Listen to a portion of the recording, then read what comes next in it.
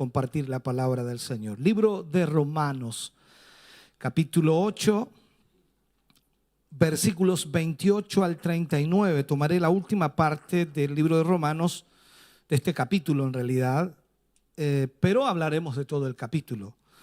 Libro de Romanos, capítulo 8, versículos 28 al 39.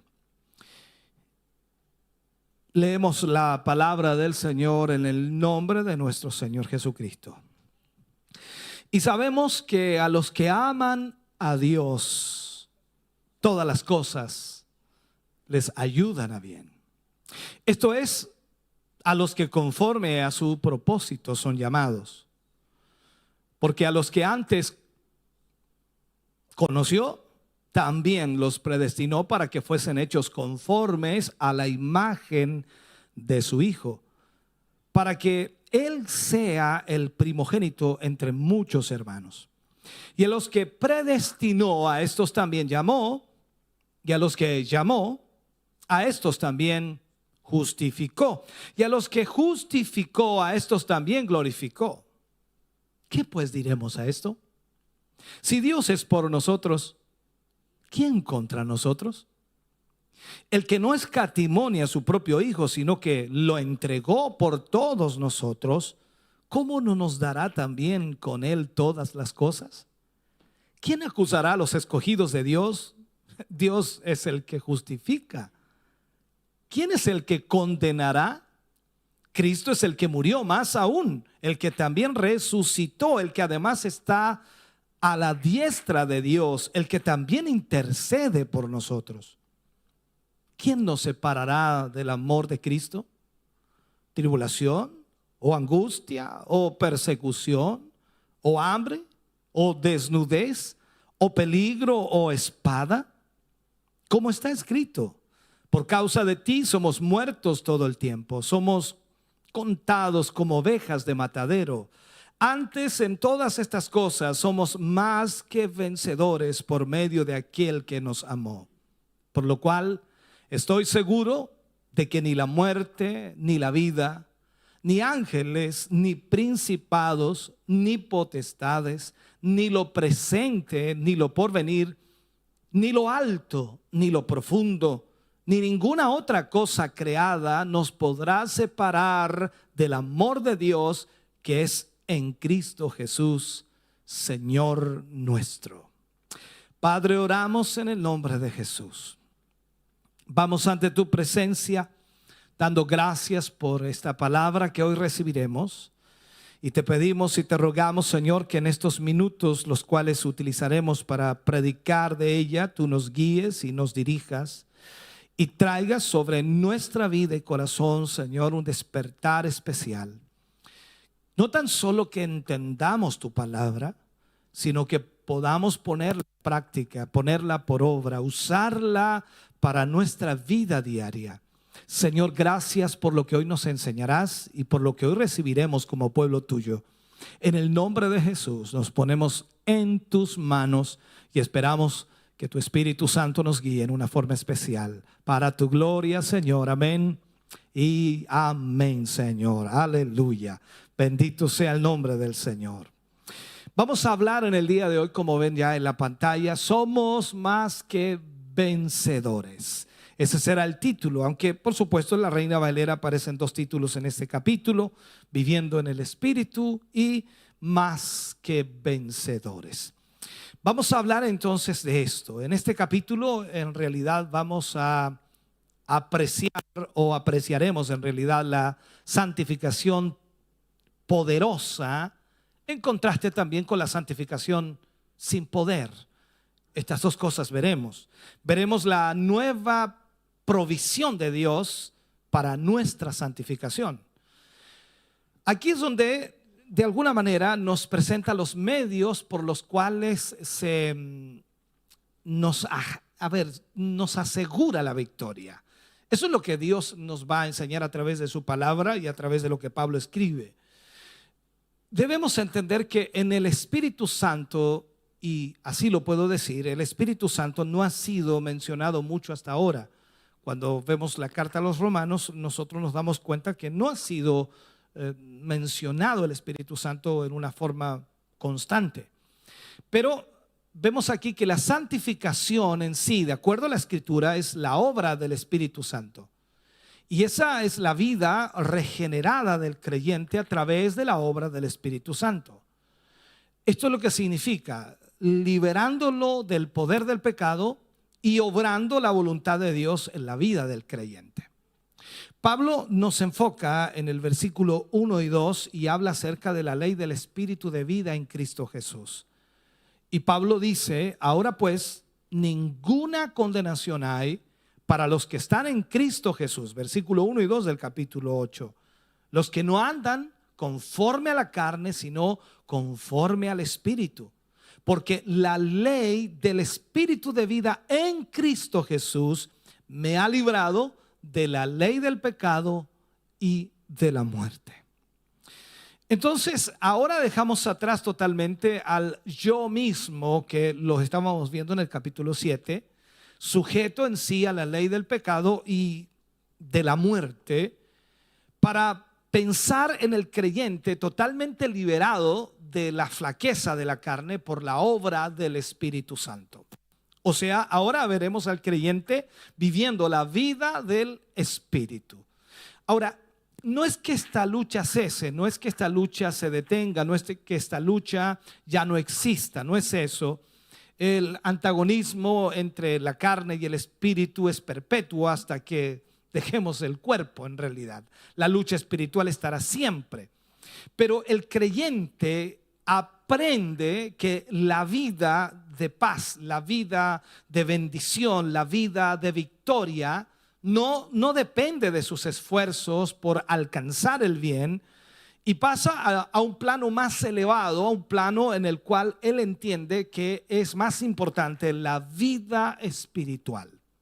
Por eso entonces digo que aquí pasamos entonces a entender que ahora ya el creyente no es esclavo del pecado, ha sido librado del pecado porque ahora está viviendo la vida espiritual. Resulta también en este sentido totalmente alentador que, a pesar del tremendo fracaso de Pablo en el capítulo 7, recuerde que hablábamos de Pablo y Pablo se sentía pero totalmente derrotado en esa lucha, y de alguna forma él no perdió su salvación. Por eso entonces dijo, ninguna condenación hay para los que están en Cristo Jesús. La lucha de Pablo era real, la lucha de Pablo era una situación que vive cada creyente. Pero él dice en esta ocasión, ninguna condenación hay para los que están en Cristo Jesús. Sin embargo, él no estaba disfrutando de la vida cristiana. Esto es lo que tenemos que ver. Pablo se sentía como un hombre miserable, por eso también exclama al final del capítulo 7, miserable de mí, ¿quién me librará de este cuerpo de muerte? Entonces Dios quería que él, Pablo, disfrutara de la vida cristiana y al mismo tiempo viviera una vida de alegría, una vida de gozo. Y eso es lo mismo que Dios desea para nosotros, que nosotros vivamos una vida de alegría y una vida de gozo. Esa es la pregunta que debiéramos dilucidar nosotros, respondiendo si estamos o no viviendo esa vida de alegría y gozo. Recordemos entonces que Pablo decía que la ley del pecado y de la muerte era la que se enseñoreaba de la persona. Se refiere entonces a la antigua autoridad que el pecado tenía sobre nuestra antigua naturaleza. Era lo que era el viejo hombre, culminando por supuesto en la separación de la comunión con Dios. Cuando el hombre está sin Cristo, está separado de Dios, y eso significa entonces que está bajo la ley del pecado y la ley de la muerte. Pero la nueva naturaleza, que aunque había recibido a Jesús, que aunque había sido salvo, no podía romper esas cadenas, porque las cadenas no las rompemos nosotros, sino que las rompe el Señor. Y solo la llegada del Espíritu Santo sería capaz de lograr que esas cadenas se rompieran. Es decir, el Espíritu Santo obraría sobre la nueva naturaleza que ahora está unida a Cristo. Entonces, si nosotros estamos unidos a Cristo, Eso significa que tenemos el poder de Dios. Y cuando digo tenemos, no es que nosotros lo usemos, sino que el poder de Dios obrará en favor de nuestra vida, logrando romper todo obstáculo y logrando romper toda cadena del pecado y de la muerte. Hay muchas personas que piensan de esta manera, que de alguna forma ellos piensan que sería maravilloso si el Señor viniera y nos llevara de este mundo controlado por el pecado. O sea, en otras palabras, si seguimos viviendo aquí, lo que va a pasar con nuestra vida es que vamos a pecar y vamos a fallarle al Señor. Entonces es mejor que Él nos lleve, y sería maravilloso que nos llevara. Por una parte, quizás nos gustaría que eso sucediera ahora mismo, pero por otra parte, me gustaría decir que hay algo más maravilloso todavía. Y eso, hermano querido, es el que se le capacite a usted, es el que se me capacite a mí para vivir la vida cristiana en un lugar donde se encuentra en un mundo controlado por el pecado. Por eso Pablo también decía en una oportunidad, él decía, aunque abunde el pecado, sobreabundará la gracia de Dios. Para alguien en este mundo es imposible vivir contra la corriente. Es imposible vivir en santidad porque el pecado está por todas partes. Pero Pablo está diciendo, si el Espíritu gobierna nuestra vida, si el Espíritu Santo controla nuestra vida y nos guía, nos dirige, Él nos va a libertar de la ley del pecado y la ley de la muerte. Veamos lo que dice Juan capítulo 17, versículo 15. No ruego, dice el Señor Jesús orando, no ruego que los quites del mundo, sino que los guardes del mal. Esa oración es sumamente importante, decidora. No es que el Señor nos salve y quiera llevarnos inmediatamente al cielo. Sería extraordinario, ¿no? Porque no pecaríamos, no fallaríamos, no tendríamos luchas. Es como el ladrón de la cruz, en el último momento se salvó y le dijo, hoy estarás conmigo en el paraíso. ¡Wow! Extraordinario. Pero aquí dice, no ruego que los quites del mundo, sino que los guardes del mal. Al creyente se le ha dado una nueva naturaleza. Y con esa nueva naturaleza, hermano querido, él puede entregarse a esa nueva naturaleza. Y es un acto de la voluntad del creyente. Y ahí podemos decir que esa es la nueva lucha que se nos presenta.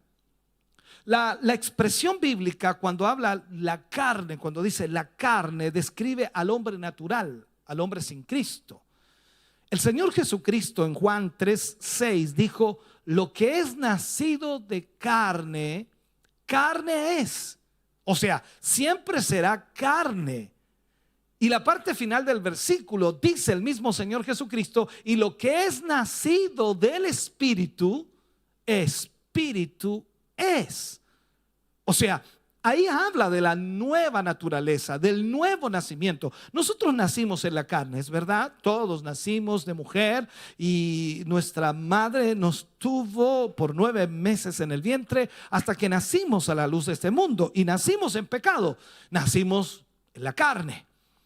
Por eso entonces tuvimos que tener un nuevo nacimiento que se habla de la nueva criatura. Recordemos también la conversación entre Jesús y Nicodemo. Y el Señor Jesús le dice, te es necesario nacer de nuevo. Y eso para Nicodemo casi le reventó la cabeza, porque pensó, ¿cómo que eso es eso? Yo entrar al vientre de mi madre y volver a nacer. No es de carne, es de espíritu. Entonces tenemos ante nosotros ahora una nueva lucha. Ya no es la nueva naturaleza del creyente tratando de vencer al pecado en el cuerpo, sino que es el Espíritu Santo luchando contra la vieja naturaleza. No es que usted tenga una lucha tratando de vencer el pecado en su cuerpo, sino el Espíritu Santo luchando contra esa vieja naturaleza. El creyente tiene el Espíritu Santo para que éste le defienda de la carne. O sea, el Espíritu Santo luchará por nosotros con la carne. Veamos un poquito en esto. Pablo trata de explicarnos de alguna manera las esferas de la carne y del espíritu, tratando de enseñarnos en este mismo capítulo. Romanos capítulo 5 o versículos 5 al 9, perdón. capítulo 8, versículos 5 al 9, dice: porque los que son de la carne piensan en las cosas de la carne, pero los que son del Espíritu en las cosas del Espíritu. Eso es cosa sencilla, ¿no? Es como preguntarse ahora: ¿en qué estoy pensando yo? ¿Estoy pensando en las cosas de la carne o estoy pensando en las cosas del Espíritu? Cuando usted se sienta a meditar, porque me imagino que en algún momento del día se sienta a meditar o a dormir o a dormitar, pero el pensamiento nunca para. ¿Se ha fijado usted que siempre la mente está pensando? ¿En qué piensa? ¿En las cosas de la carne o en las cosas del Espíritu? Luego dice: porque el ocuparse de la carne es muerte, pero el ocuparse del Espíritu es vida y paz. Por cuanto, dice Pablo, los designios de la carne son enemistad contra Dios, porque no se sujetan a la ley de Dios, ni tampoco pueden. Y los que viven según la carne no pueden agradar a Dios. Mas vosotros, nos habla a nosotros, así que gocémonos, mas vosotros no vivís según la carne, sino según el Espíritu. Y agrega: si es que el Espíritu de Dios mora en vosotros. Y si alguno no tiene el Espíritu de Cristo, no es de él. Wow, es bastante directo aquí Pablo, es muy severo en su forma de plantearlo. Yo lo leo muy, como dice, suavemente, pero la verdad es que cuando lo interpretamos y tratamos de entender a Pablo, es severo. Usted puede notar aquí que muerte significa estar separado de Dios y todo lo que ello implica. Cuando nosotros pecamos, debemos confesar nuestros pecados y ser restaurados a la comunión con el Señor. Eso es una de las realidades que debemos entender. O sea, el principio que debemos vivir o tener en nuestra vida es que si pecamos, entonces debemos arrepentirnos y pedirle perdón a Dios. ¿Para qué? Para restaurar nuestra comunión con el Señor. ¿Por qué? Porque el pecado rompe esa comunión con Dios. Ahora, la palabra vida aquí habla de una satisfacción completa, del ejercicio total de las capacidades de una persona. Ahora, si pudiéramos vivir esta vida en toda su plenitud, hermanos, sería extraordinario. Estoy diciendo con esto que no la estamos viviendo en toda plenitud. Muchos creen que están viviendo esa clase de vida, pero en realidad están experimentando una sustitución de esa vida y es de muy mala calidad. Ese es el problema. La palabra paz, cuando habla aquí, quiere decir que usted puede disfrutar de tranquilidad, de bienestar en lo que concierne al presente y también al futuro. Oh, cuánto necesitamos nosotros entrar en esa zona, ¿no? De disfrutar de esa paz para el presente y también para el futuro. Cuando muchas personas están desesperadas, es un problema serio porque se vuelve incorregible y totalmente miserable, porque es la debilidad o la condición humana. Lamentablemente, la gente no tiene paz, ni en el presente, ni lo tendrá en el futuro, porque si no tiene comunión con Dios, entonces no tiene paz en su vida. No tan solo no tiene paz, sino también, como lo veíamos acerca de la vida, está muerto espiritualmente en su pecado y su maldad, sino que también lamentablemente está activa la rebelión contra Dios. Esa persona siempre se rebelará en contra de Dios. Por eso es que muchas personas que no tienen paz no tienen una buena vida. Y el problema es que cuando usted les habla de Cristo, ellos rechazan absolutamente aquello porque piensan que Dios les está dañando, que Dios los está castigando, que Dios no les ama y sencillamente ellos prefieren olvidarse de ese Dios que los castiga. El ateo nunca creerá en Dios, por lo tanto nunca tendrá paz. Entonces el hombre incluso se vuelve a veces religioso para poder estar lejos del Dios viviente, de la persona de Jesucristo. Es increíble, pero la religión muchas veces aleja a los seres humanos de Dios. La religión daña la comunión con Jesucristo. Entonces, cualquier cosa producida por la carne, es decir, por esa naturaleza humana, no es aceptable ante Dios. Todo lo que nosotros produzcamos en la carne, Dios no lo aceptará. Las llamadas obras buenas, como así le llama la gente, la civilización y la cultura resultan inaceptables para Dios, porque no podemos agradar de esa manera al Señor. Las actividades religiosas realizadas en la tibieza o también indiferencia provocan un malestar en Cristo, porque no es lo que el Señor nos pide que hagamos. Sin embargo, debemos entender que hay liberación en el Espíritu de Dios. Solo el Espíritu de Dios puede provocar liberación en nuestra vida y llevarnos a hacer la voluntad de Dios perfecta. Y la prueba verdadera, por supuesto, de que ha sido renacido por el Espíritu, ese creyente genuino, esa persona que adora realmente al Señor, que está en la presencia del Espíritu de Dios y que la presencia de Dios está en él, entonces él hará lo que Dios pide en su palabra. Por eso es muy importante cuando leemos y vemos lo que el apóstol Pablo escribe, porque nos va detallando lo que nosotros necesitamos saber. Pablo también habla en el capítulo 8, versículo 10 al 13, y nos enfoca lo que es el espíritu de resurrección. Bueno, usted no ha muerto, dice, yo no tengo nada que ver con eso, pero déjeme explicarle lo que Pablo dice y a qué se refiere. Dice, pero si Cristo está en vosotros, el cuerpo en verdad está muerto a causa del pecado. Mire lo que dice, pero si Cristo está en vosotros, el cuerpo está muerto a causa del pecado, mas el espíritu vive a causa de la justicia. Y si el espíritu de aquel que levantó de los muertos a Jesús mora en vosotros, el que levantó de los muertos a Cristo Jesús vivificará también vuestros cuerpos mortales, ese cuerpo que está muerto, por su espíritu que mora en vosotros. Así que, hermanos, deudores somos, no a la carne, para que vivamos conforme a la carne, porque si vivís conforme a la carne, moriréis. Mas somos deudores, está tratando de decir Pablo, mas si por el Espíritu hacéis morir las obras de la carne, viviréis. O sea, no debemos vivir aquí conforme a los deseos de esa vieja naturaleza o de la carne o condición humana. No podemos vivir así.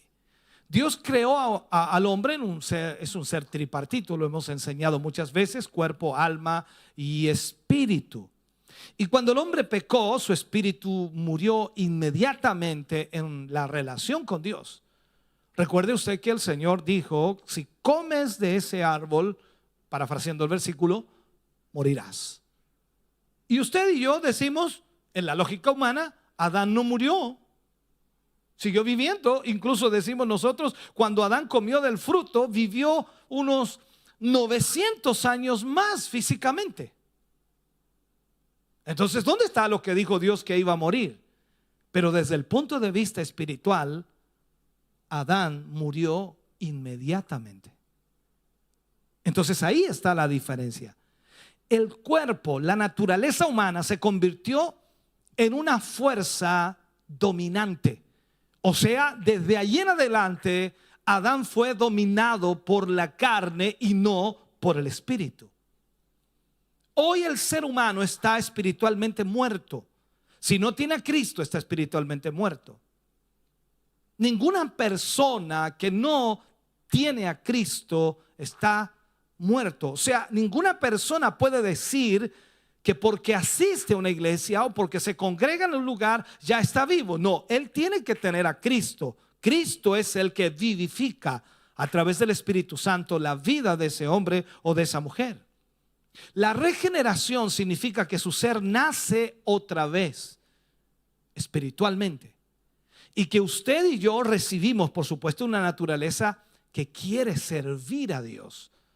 Por eso es que estamos aquí hoy, porque queremos servir a Dios. Yo no me imagino a usted siendo obligado a venir. Es que yo no quería ir hoy día, ¿por qué me mandan a mí? No, usted quiere servir a Dios. Yo quiero servir a Dios. ¿Por qué? Porque tenemos una nueva naturaleza. En la antigua naturaleza, ¿dónde quería estar usted un día sábado por la tarde? No me lo diga, déjelo ahí. Entonces, ante esta realidad, hoy día en esta nueva naturaleza, queremos servir a Dios porque estamos guiados por el Espíritu. Ahora, por todo ello, lo importante es permanecer en Cristo. Y alguien decía también cerca de Cristo, porque mientras más cerca de Cristo estemos, entonces aprenderemos de Él. Recuerde que Él decía, aprended de mí que soy manso y humilde de corazón. Ahora, incluso un cristiano hiperactivo, lo voy a poner de esta manera para que lo entendamos, implicado en actividades cristianas, puede vivir una gran distancia de Cristo.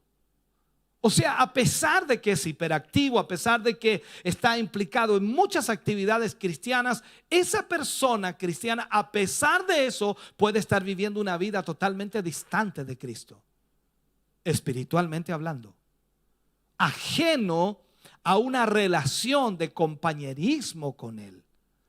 Por eso es que Pablo nos enseña de esta manera, para que nosotros entendamos que debemos estar en Cristo. Pablo en el versículo 14 nos habla del nuevo hombre, porque todos los que son guiados por el Espíritu Santo o por el Espíritu de Dios, como lo menciona él, estos son hijos de Dios. O sea, ese es el nuevo hombre, los que son guiados por el Espíritu de Dios. Dios no empuja a sus ovejas, Él las guía. O sea, cuando nuestro Señor habla de la seguridad y la protección de sus ovejas, cuando miramos la Escritura, deja bien claro que ellas no eran forzadas u obligadas a hacer su voluntad o la del Padre. Él dijo en Juan 10:27, leyendo el versículo, mis ovejas oyen mi voz y yo las conozco y yo las empujo. No dice eso.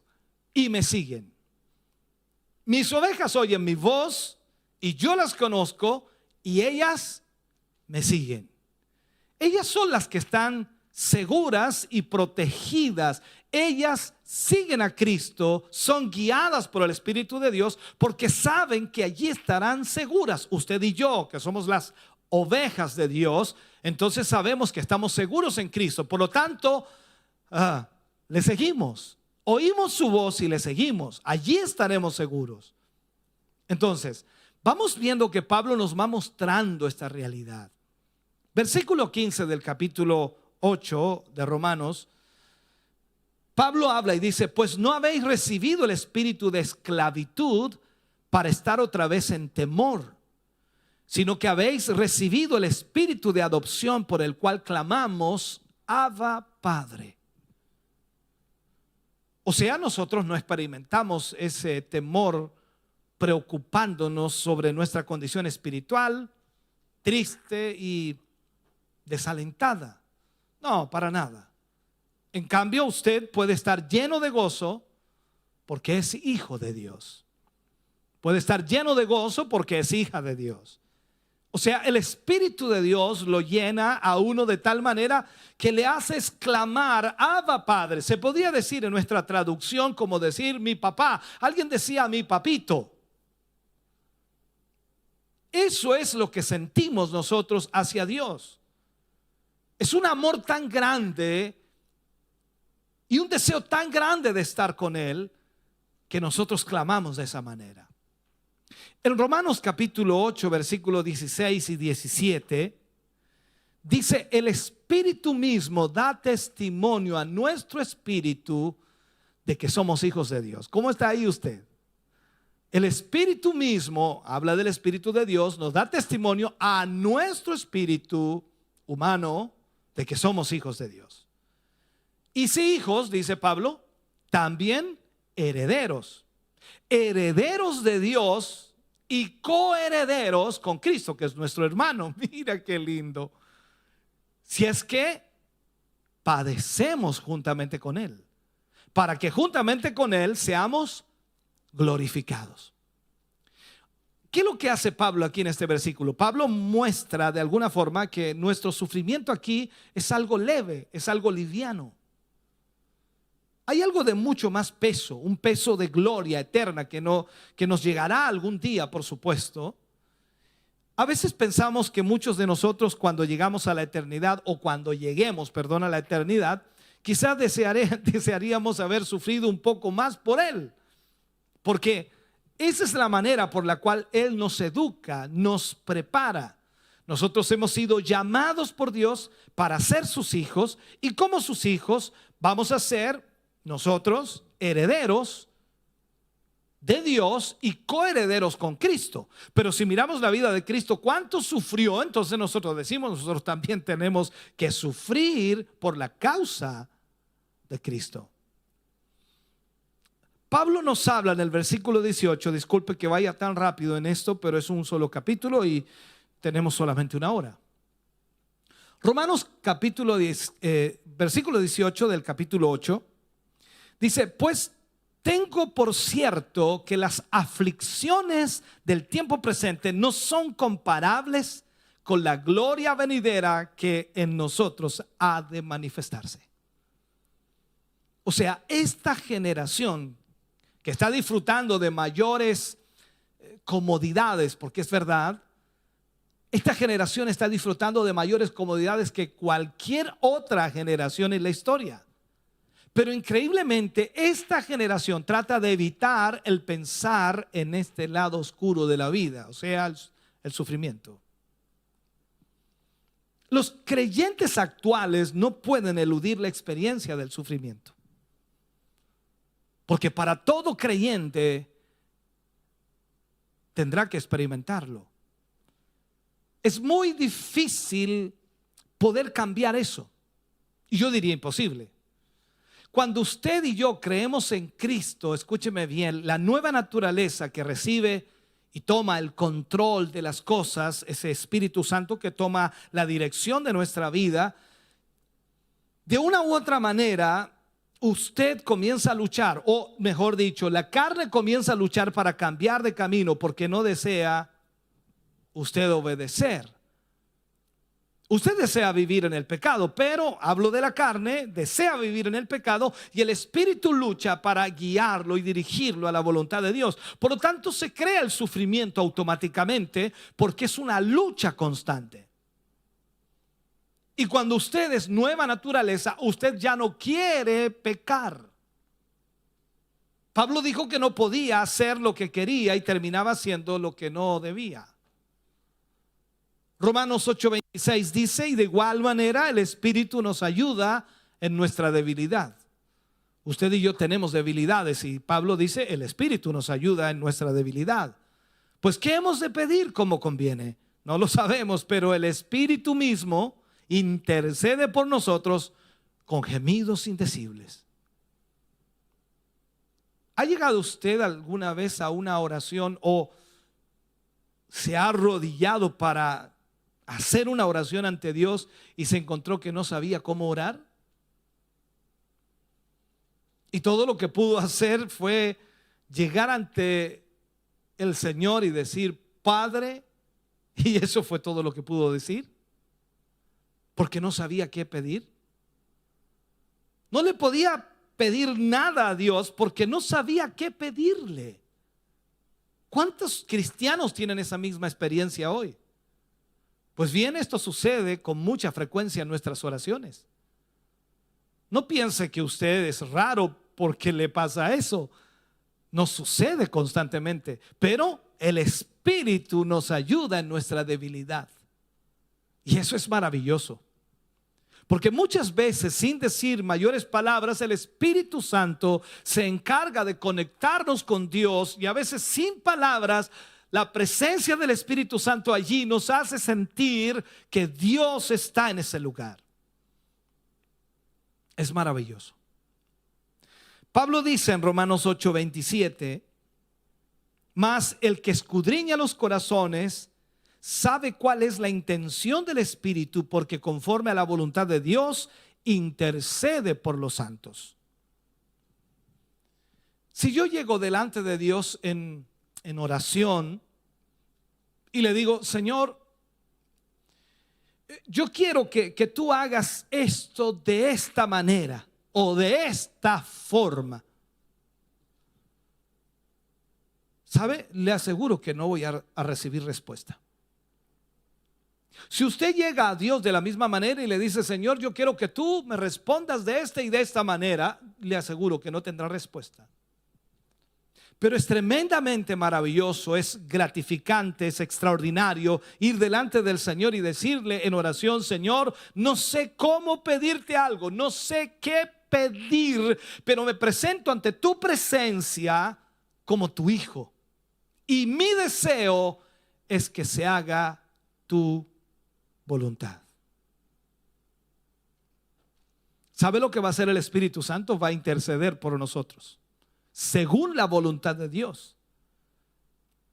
Entonces, ¿qué es lo que está pasando allí? Le estamos diciendo al Espíritu Santo, queremos iniciar una relación con Dios por medio de la aceptación de Dios para nosotros, por la fe.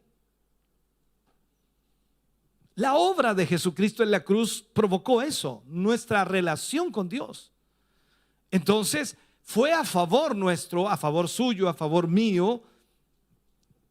Y esa acción del Espíritu Santo que hace que la oración se haga real y verdadera y se haga como una relación íntima con Dios. Entonces Él nos va guiando a toda la voluntad de Dios. Cuando leemos la palabra de Dios, nos enseña el Espíritu Santo a través de la Biblia, dándonos la energía, dándonos la fuerza para las luchas de la vida, para la presión diaria, consolándonos en los momentos difíciles y ayudándonos en las oraciones. Eso es lo que hace el Espíritu. Entonces Pablo habla de todo esto en este capítulo. Me encantaría tener más tiempo y haberlo dividido quizás en 3 o 4 lecciones cada capítulo, pero vamos andando, vamos adelante. Romanos capítulo 8, versículo 31.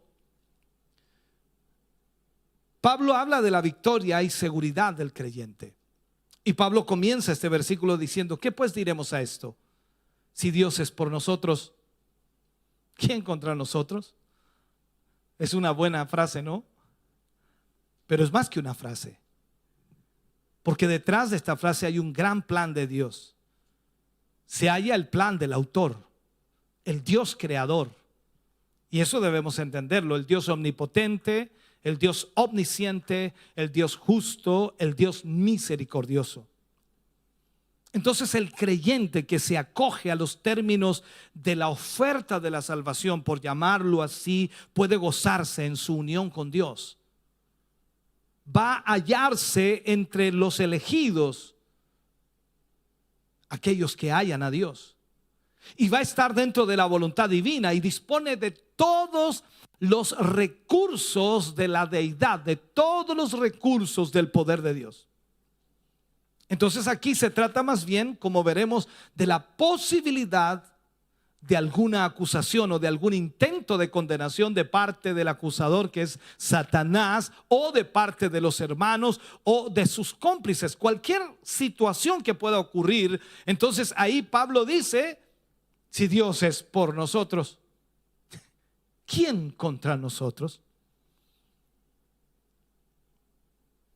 Frente a todo ello, hermanos, los elegidos, vamos a exclamar confiadamente, Dios está con nosotros. ¿Qué más nos puede faltar? Dios está conmigo, Dios está contigo, o sea, Dios está con nosotros. ¿Qué nos puede faltar? Absolutamente nada. Si Dios está con nosotros, no nos faltará nada. Por eso luego dice allí en Romanos 8:33, ¿quién acusará a los escogidos de Dios? Dios es el que justifica. Dios ha puesto su trono detrás de los elegidos. Somos pecadores justificados. No podemos decir que no somos pecadores, somos pecadores, pero hemos sido justificados. Y eso es extraordinario, hermano querido. Dios está detrás de nosotros como elegidos. Por eso él dice, ¿quién los condenará? Nadie los puede condenar. ¿Y sabe por qué? Porque Cristo murió.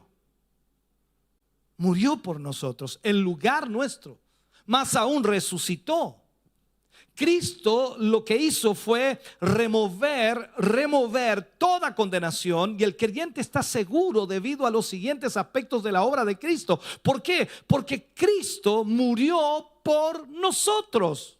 Fue entregado por nuestras ofensas. Y la Biblia dice que fue resucitado de entre los muertos. ¿Para qué? Para nuestra justificación. ¿Por qué resucitó Jesús? Para justificarnos.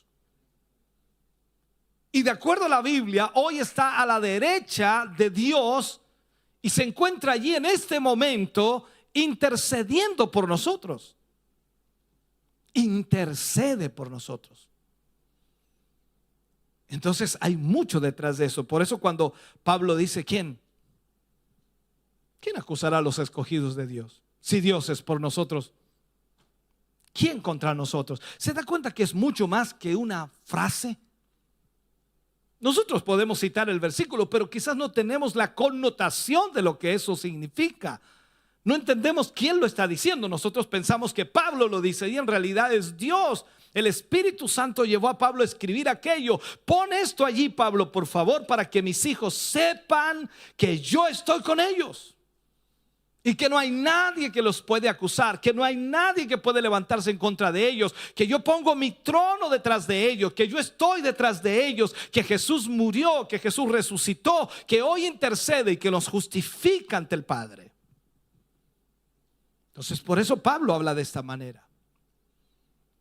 Vemos luego el versículo 35, Romanos 8:35. Y dice, ¿quién nos separará del amor de Cristo? Es una pregunta. ¿Tribulación o angustia o persecución o hambre o desnudez o peligro o espada? Aquí Pablo muestra la victoria frente a todo enemigo posible. Cualquier enemigo que se levante, él muestra victoria. Pablo mencionó aquí todas las circunstancias que uno podría imaginar. Es como poner el listado de dificultades que podamos vivir, ¿no? Y todas las situaciones que puedan aparecer. Y él dice, ¿nos separará acaso la tribulación?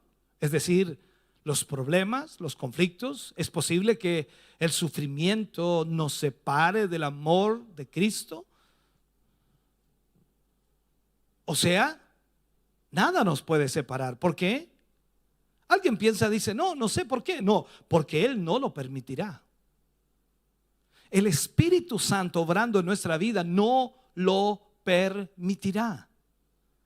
No permitirá que nosotros nos separemos del amor de Cristo. Y Pablo dice, o quizás también puede ser la angustia.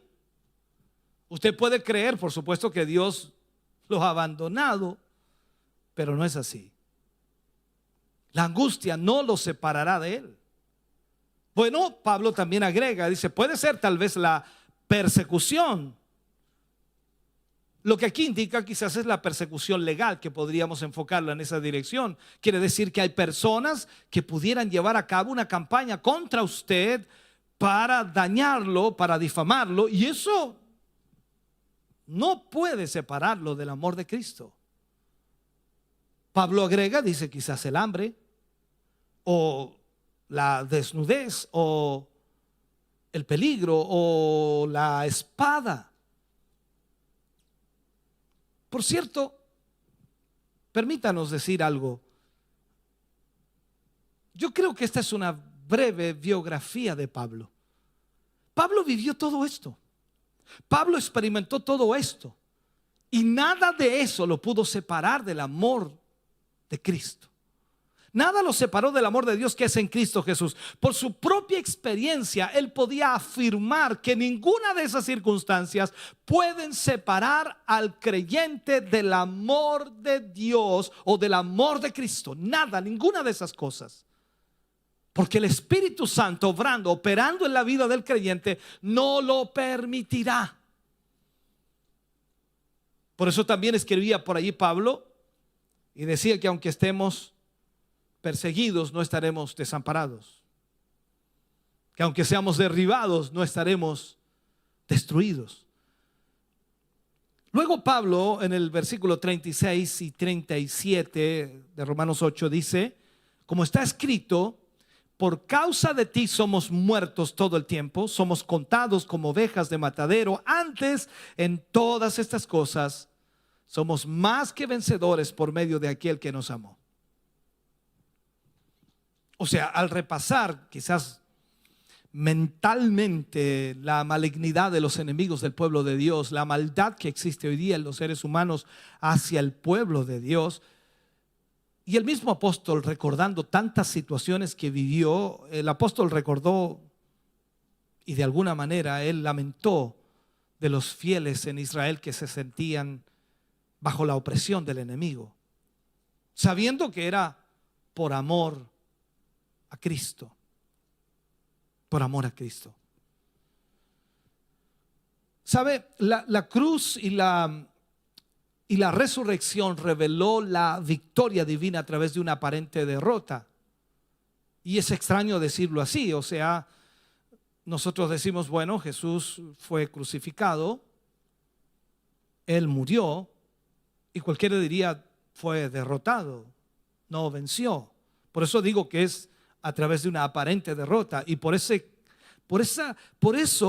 cambia el lamento de los fieles en triunfo. ¿Por qué? Porque a pesar de la incesante violencia de los ataques de los enemigos, y a pesar de que muchos cristianos fueron muertos, masacrados, increíblemente la fe de aquellos que quedaban vivos crecía más.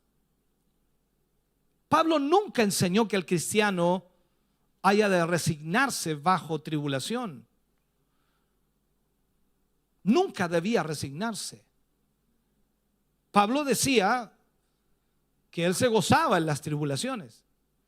Gozarse en ellas es extraño, puesto que Pablo de alguna manera discierne en el dolor uno de los medios que utiliza el Maestro, que utiliza el Señor Jesús para disciplinar y para entrenar a los suyos. Cuando vivimos situaciones difíciles, adversas, tribulaciones, conflictos, problemas, ¿qué está haciendo Dios? ¿Por qué lo permite? Está el Maestro disciplinando, entrenando nuestras vidas.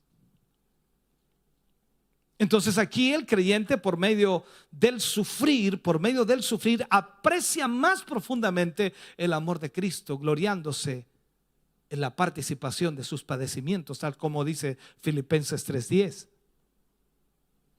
Entonces necesitamos entender esto, la profundidad de lo que Pablo nos está expresando por vivencia propia. No está hablando de algo meramente de palabras, sino que está hablando realmente de situaciones las cuales él vivió y experimentó. Déjeme cerrar el mensaje de hoy con estas palabras. El verbo, no sé cómo mencionarlo, upernikomen, creo que así se pronuncia, traducido, hacernos más que vencedores o más que vencer. Pablo, al enfatizar que la victoria no es mezquina en realidad, sino gloriosa, puesto que las sucesivas olas de la obra maligna que iba a venir sobre él, la persecución, se estrellarían y se desaparecerían totalmente, porque Dios les daría la victoria a los creyentes. Hay una férrea resistencia a los elegidos de Dios. Siempre habrá oposición a los hijos de Dios, pero siempre esos hijos de Dios estarán siendo animados por el amor que refleja Cristo en sus vidas. Ellos tienen la mirada fija en aquel que nos amó. Su constancia es a la vez a causa de Él y por medio de Él. O sea, nosotros estamos aquí porque amamos a Jesús. Ahora, creemos que esta es la actitud del sistema satánico contra el Hijo de Dios, aunque en esta hora es muy fuerte la persecución y la presión sobre los creyentes. y creo que se vendrá aún más fuerte. Creo también que la historia de la iglesia revela que esto es verdad. Al paso de los años, la iglesia fue perseguida, los mártires cristianos, los hijos de Dios, y hasta el día de hoy la presión es inmensa. Pero el principio general aquí es que si usted adopta una actitud comprometida del lado de Dios y de los principios establecidos en su palabra, hermano querido, le va a costar algo. Tendrá que asumir consecuencias, tendrá que vivir situaciones difíciles. Si usted ha tenido oportunidades de observar las actitudes en un matadero, y más aún las actividades que se realizan allí, sabrá que allí hay muerte. Y la gran cantidad de animales que entran allí, puedo decir el 100% de los animales que entran al matadero son muertos. Y eso constituye un espectáculo terrible. No tengo el tiempo para contar una experiencia que viví en forma personal en un matadero. Uno puede ver a los animales en el campo y animales hermosos, pero cuando uno los ve, cuando los matan, cuando le dan muerte, es algo terrible, horrendo. También es algo terrible observar la persecución que sufren algunos creyentes en el Señor en algunos lugares de este mundo. Por eso Pablo escribe en Romanos capítulo 8 versículo 38 y 39, dice: por lo cual estoy seguro de que ni la muerte, él lo está diciendo, no vamos a morir, no podemos llegar a la muerte, muchos de nosotros, pero estoy seguro que ni la muerte, ni la vida, ni ángeles, ni principados, ni potestades, ni lo presente, lo que estamos viviendo ahora, ni lo que va a venir, lo que viviremos después, ni lo alto, ni lo profundo, ni ninguna otra cosa creada nos podrá separar del amor de Dios que es en Cristo Jesús, Señor nuestro. Pablo menciona la muerte, y Pablo dice: la muerte no nos puede separar. Todo lo contrario, la muerte nos lleva a su presencia inmediatamente. Esta fue la esperanza que ha sostenido a los mártires cristianos cuando les llevaron a la muerte. Eso fue lo que Crisóstomo dijo cuando el emperador trató de asustarlo, y el emperador le dice: te voy a dar muerte. A lo cual Crisóstomo le respondió: por ello le doy gracias a Dios, porque me va a enviar a la presencia de mi Salvador. Nadie puede intimidar a personas que tienen esta convicción. Ahora también dice Pablo: la vida, ni la vida nos puede separar. Es interesante destacar que con frecuencia, increíblemente, es más difícil hacerle frente a la vida que a la muerte. Aquí nos referimos a enfrentarse a la vida con sus tentaciones, con sus fracasos, con sus desengaños, con las incertidumbres y los sufrimientos que vivimos. También menciona: ni principados.